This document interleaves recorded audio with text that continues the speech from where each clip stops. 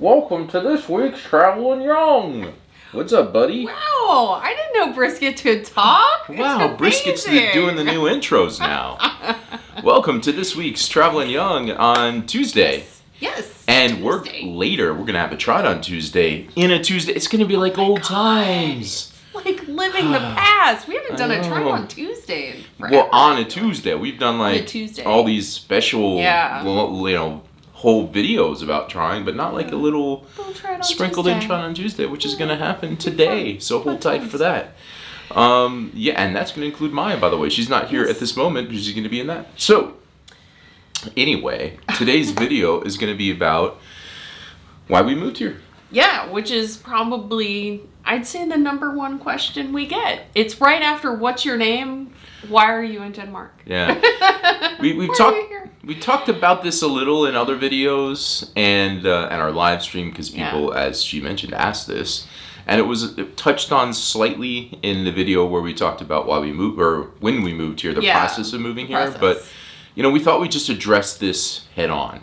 Yes. Why we moved here. And it's interesting because, when we meet like Americans and they find out that we moved to Denmark, they don't ask why. What do they ask? They ask how. How? They want to know how we got here, how we were able to finagle a move to Denmark. That's the first thing they ask. But then when you speak to a Dane and they're like, oh, okay, I think to a Dane, maybe I'll be more accurate the second thing. The first thing they ask is to me, they say, is your wife Danish? Oh, yes. Because they then want that to be the reason why. Yeah. And then when they find out that no, it's very confusing. Then they say, well, why Denmark? Why would you move here? Gets that a lot. And hey, give yourself some credit, guys. We want to talk about why it's a great place for us to move, and we're so glad we moved here.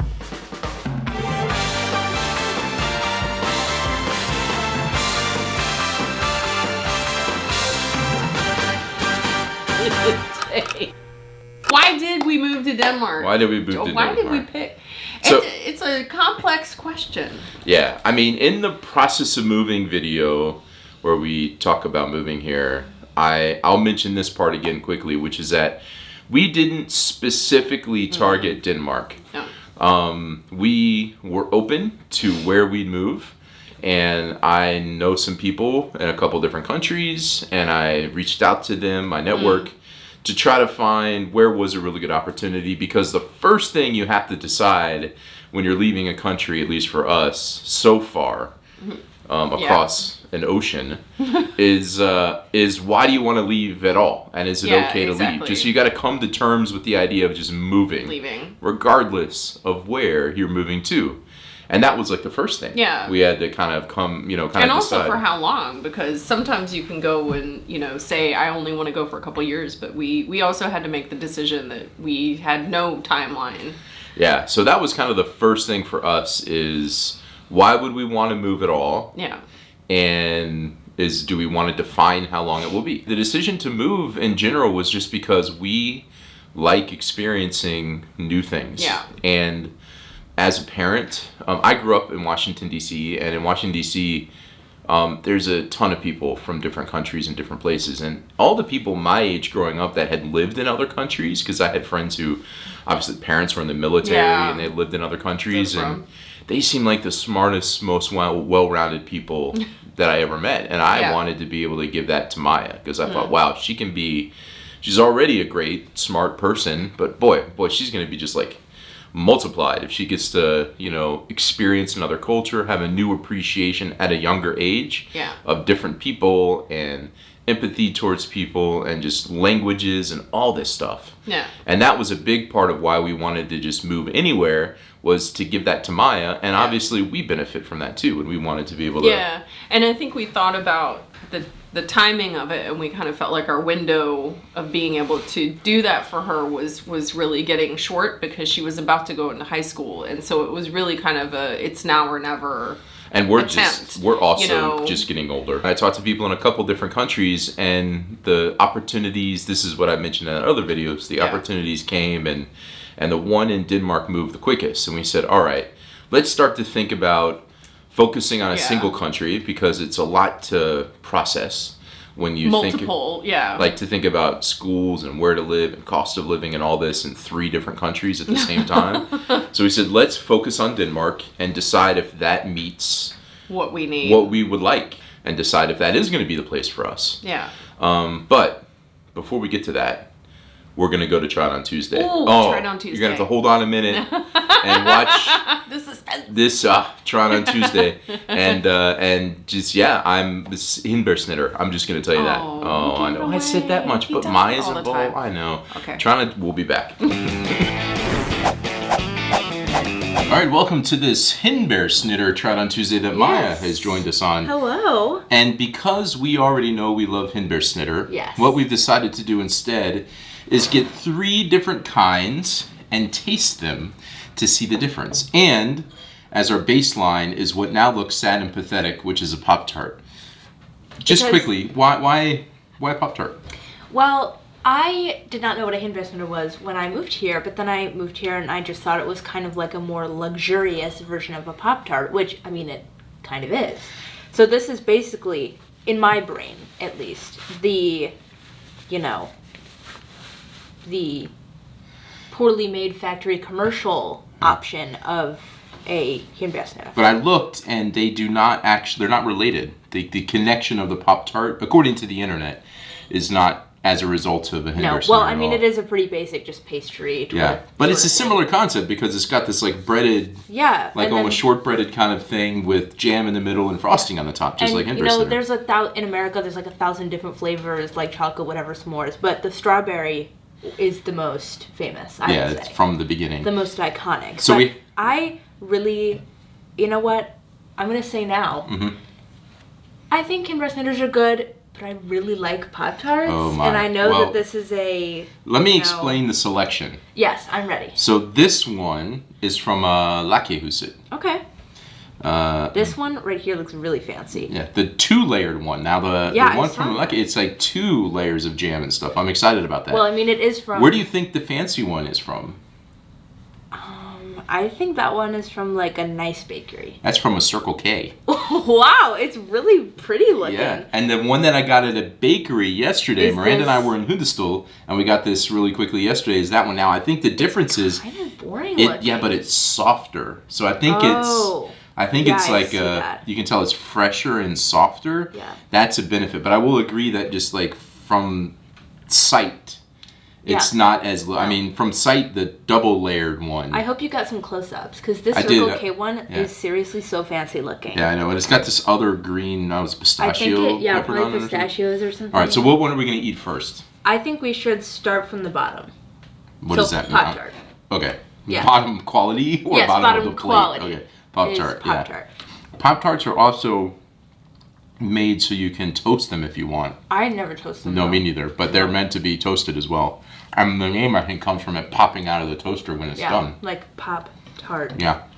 Yeah, but I never toast them. I think I did it like one time, and I was like, this is boring. I mean, this will like get you in a pinch. Yeah, and I mean, honestly, this is like my go-to food when I'm really nauseous, but I need to eat something. It's my go-to. So what do you want to try next? Okay, well, I said we should go from the bottom, so now we should go to Circle K. The Circle K. Yeah, no offense, Circle K. Okay, there's like a lot of cake. I feel like the jam to cake ratio is it's almost too thick. Yeah. Like the cake part is too thick.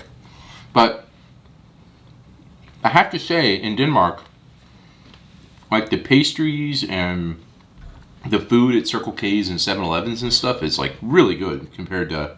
Oh, absolutely. And the Q8.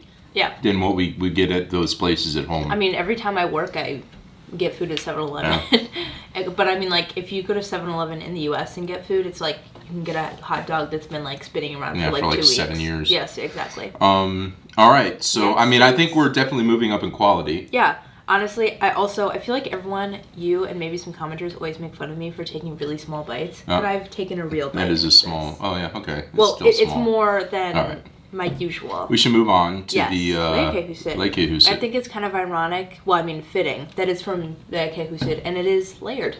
It is layered. Maybe that's why.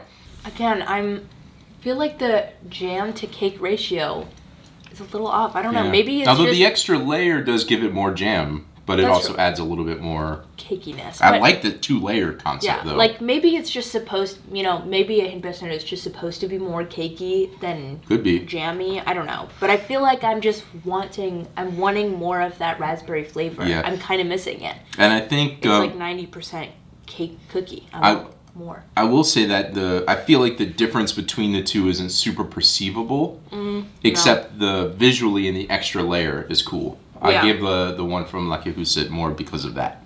Because of the layer? Yeah, because of the additional layer. Yeah, it feels like more effort. This one looks like expensive. Like this raspberry. Circle K. Yeah, this raspberry stuff on top. It almost looks like dried rose petals. Actually.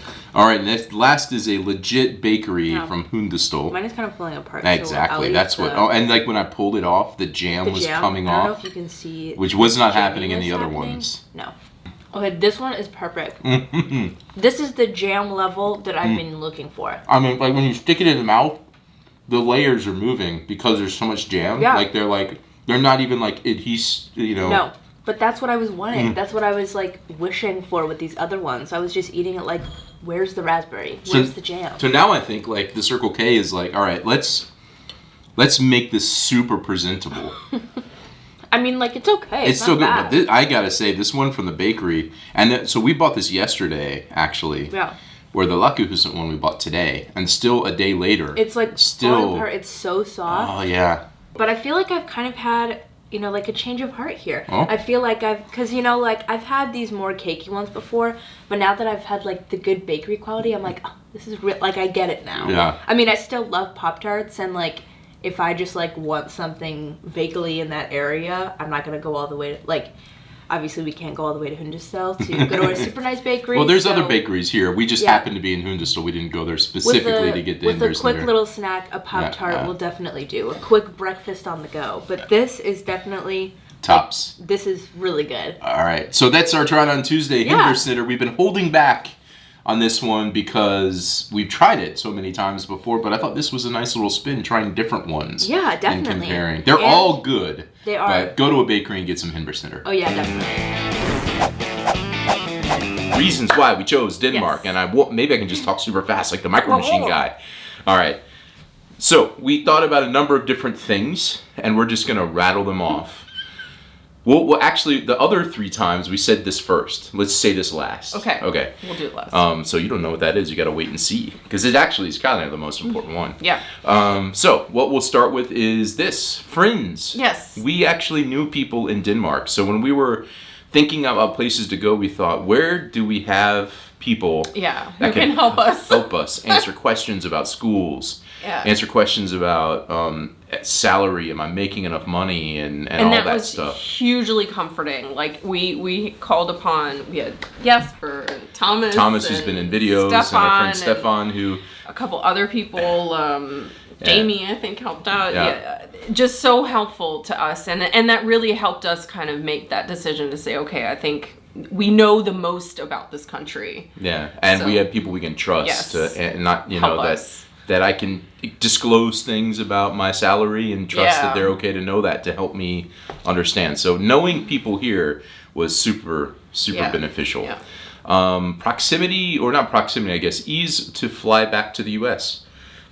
was another big factor. Deal.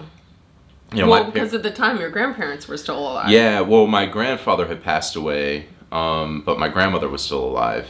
So my grandfather we had started the process, I think, when we had, but by the time I got here, he'd passed away. Yeah. He was 101, and then my grandmother. That really solidified that you wanted it to be easy to get back. Yeah, because in that case, when my grandmother passed away, I was living here, and I was able to within a day get back. Yeah. And places in Asia and Australia, because we knew people in Australia. I talked to people there about work. That would have been a lot harder to get back. And my family, my parents live in DC, and so flying back there is a direct flight on SAS. Yeah. So being able to get back to the U.S. pretty quickly, not horribly. I mean, it's not cheap, but it's not like Chicago too. We knew we could get Maya on a direct flight back to Chicago if she wanted to go see her friends. I just bought a flight for her the other day to go back to Chicago this summer without us. Yeah. And she can fly direct. Yeah. And we didn't mention this in the other 3 times we did the video. We were moving here with the dogs, and being able to get direct flight with the dogs was a huge factor. Finding a place we can get to. If not, we might have driven somewhere with them to fly. Anyway, so the ease to get back from Copenhagen to the U.S. and to people and places was super important. Yeah, really important.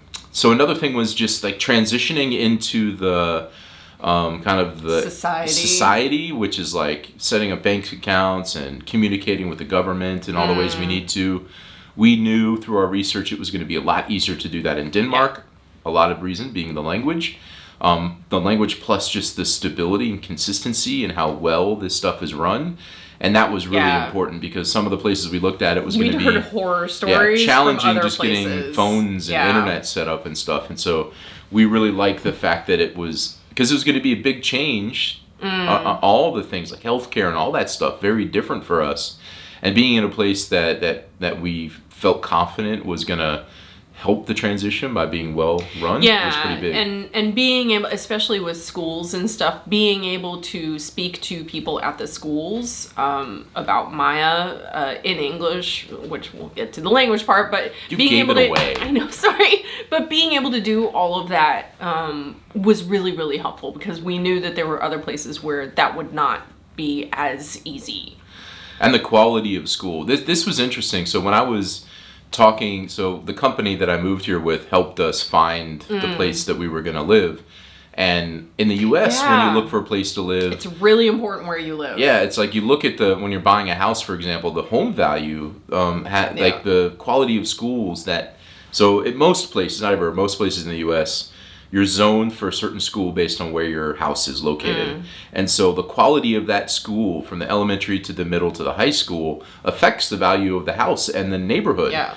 And there's like, when you go on like a realtor website to look at houses, that's like, that stuff is there. There's like grades for the schools, and people look and say, is this a good school system or not? And so when I came here, I was like, what are the schools like in these neighborhoods? And they're like, what do you mean? It doesn't matter. Well, I'm used to it being very vastly different. You could be in the same metro area and have considerably different schools for a variety of different reasons. I mean, we literally, where we lived in Chicago, you could go one town over, and the schools that Maya was in were very, very good. You go one town over, it is a completely different story. Like, it's not as good. Yeah, Brisket has an opinion on this.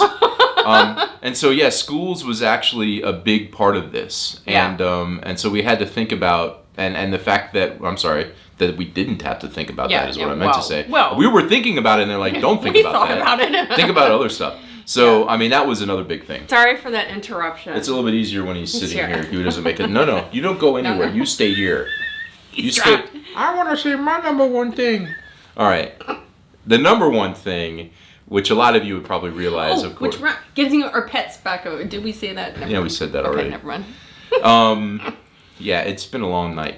Number one was just the language in general. Yes. And a lot of places, while English is not the mother tongue in countries in Europe with the exception of the UK, I think you all probably know Danes speak English extremely well. Yeah. And I have prefaced by saying we're learning Danish. Maya was in public school. She's learning Danish. But my work is in English.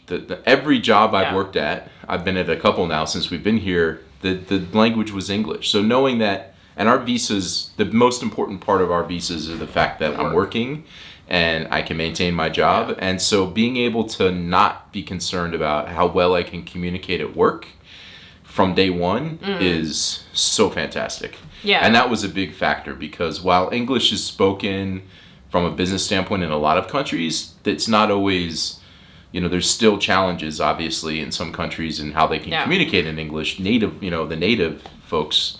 And being able to just get out the door and communicate with people was a huge plus. I think this is a huge difference between coming here for marriage and coming here for work, because people who come for marriage, they have different challenges than us, different factors that they have to take in terms of integrating and stuff. But they have a Dane, they have somebody there who can help them, who can call somebody on the phone and speak Danish to them and help them out. We do not have that. So it's really, really important for us in all aspects of our lives, especially those early days, to be able to communicate with people. Yeah. Actually, I remember I had a coworker. I had some weird situation on a bill, and a coworker called them for me. Yeah, I answer had the a question because they didn't on the phone, they didn't understand. Yeah, sometimes customer service isn't always the best at English, which is fine. I get it, but all that is still so much easier than in some other countries that we looked at. So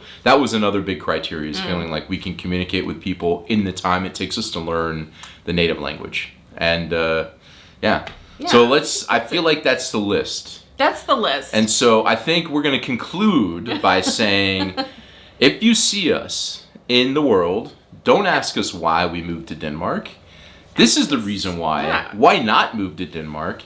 I mean, for us, it just fits. I mean, the size. Yeah. Oh, this is another thing. The size of the city was another factor. Yeah. That was another one that we didn't. Because people ask us, they're like, why would you move from a huge country in big cities like Chicago to here?